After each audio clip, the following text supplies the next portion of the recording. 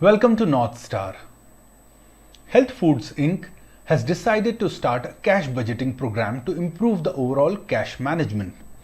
Information gathered from the past year reveals the following cash collection trends. 40% of the sales are on credit, which means 60% must be cash sales. 50% of the credit sales are collected in the month of sale. 30% of the credit sales are collected first month after sale. 15% of the credit sales are collected second month after sale, and the balance 5% of the credit sales results in bad debts. Gross sales for the last 5 months were as follows. January, February, March till May details are given. Further, the question says sales for the month of June are projected to be $255,000. Based on this information, the expected cash receipts for the month of March would be. Question is easy but lot of unnecessary information just to confuse you. Let's write first the sales details. So sales details are given starting from January, February, March, April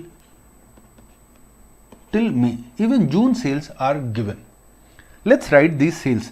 $220,000, $240,000, $250,000, $230,000, and last is $260,000.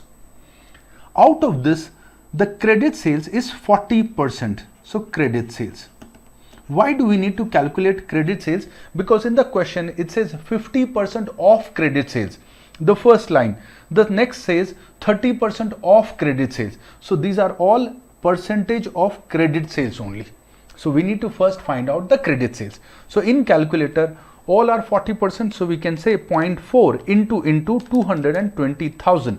We get the credit sales 88,000. Next 240,000, $96,000. 250,000 equals 100,000. 230,000, 92,000, and last one 260,000, 104,000. Do we need details for April and May? Answer is we need details only till the month of March. These are unnecessary information. We do not need them. Now, out of the total credit sales, 50% of the credit sales shall be collected in the month of sale itself, and the balance 30% shall be collected 1 month after the month of sale. Further, the balance 15% shall be collected 2 months after the month of sale, and the balance 5% shall never be collected because it is becoming bad debts.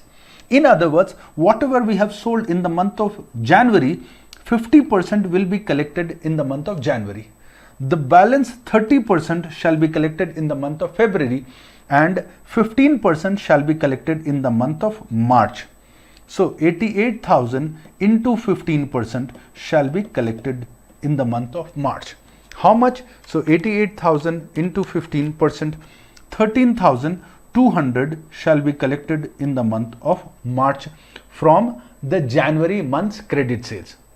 Similarly, 96,000 out of 96,000, 50% shall be collected in the month of February, and 30% shall be collected in the month of March.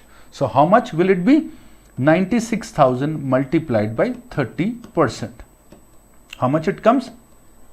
So 96,000 multiplied by 30%, 28,800 shall be collected from February month's credit sales in the month of March. How much from the March month's credit sales shall be collected in the month of March? 50%. So 50,000 shall be collected from the March month's credit sales in the month of March itself. So how much is the total collection from accounts receivable? It shall be 50,000 plus 28,800 plus 13,200. So the total collection from accounts receivable is going to be 92,000 in the month of March. In addition to this, in the month of March, we have done some cash sales. How much? Question says 40% of the sales are on credit. which means 60% of the sales must be on cash. So how much is the total sales for the month of March? 250,000 multiplied by 60%. This is our cash sales.